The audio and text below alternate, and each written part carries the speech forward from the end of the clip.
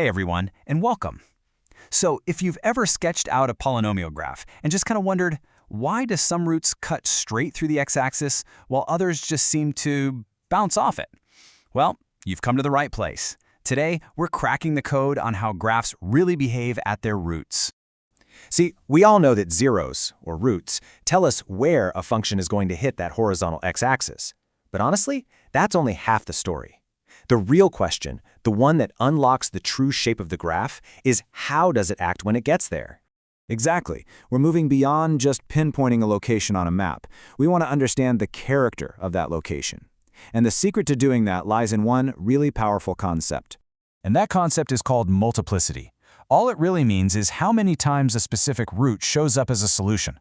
You can almost think of a repeating root as an echo that's shouting instructions to the graph, telling it exactly what to do at that one specific point.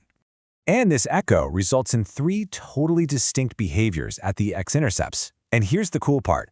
Once you learn to recognize these three behaviors, you can basically predict the shape of a graph without plugging in a single extra point. It's like reading its secret language. All right, first up, the most basic one, the straight cross. This is what happens when you have a multiplicity of 1. The factor only shows up once. The graph just slices right through the x-axis. Nice, clean, and simple. Next up, we've got the bounce. Now, this happens whenever a root has an even multiplicity. So an exponent of 2, 4, 6, you get the idea.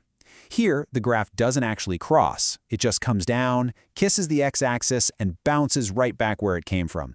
Kind of like the bottom of a parabola. And the third behavior is my personal favorite, the wiggle cross. This happens with odd multiplicities that are bigger than 1, so think exponents of 3, 5, and so on.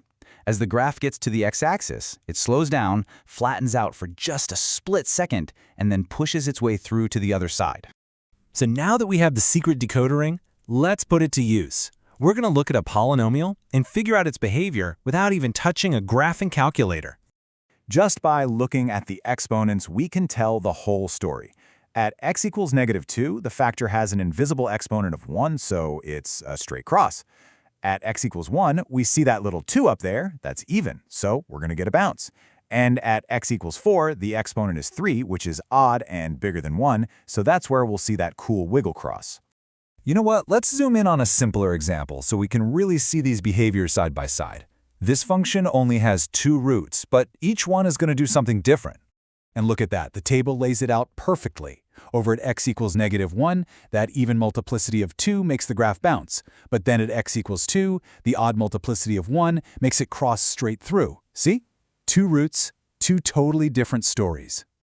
Okay, you ready for a real challenge? Let's flip the script. Instead of going from the equation to the graph, what if we just knew how the graph behaved? Could we build the equation from scratch? This is a fantastic way to test if you really get it. So here's how we play this game. It's a 2-step process. First, we translate the behaviors into factors with the right exponents. A bounce at x equals 3, that means we need an even exponent, so x minus 3 squared. Simple crosses at -1 and 5, that just means exponents of 1. Step 2, we double-check our work.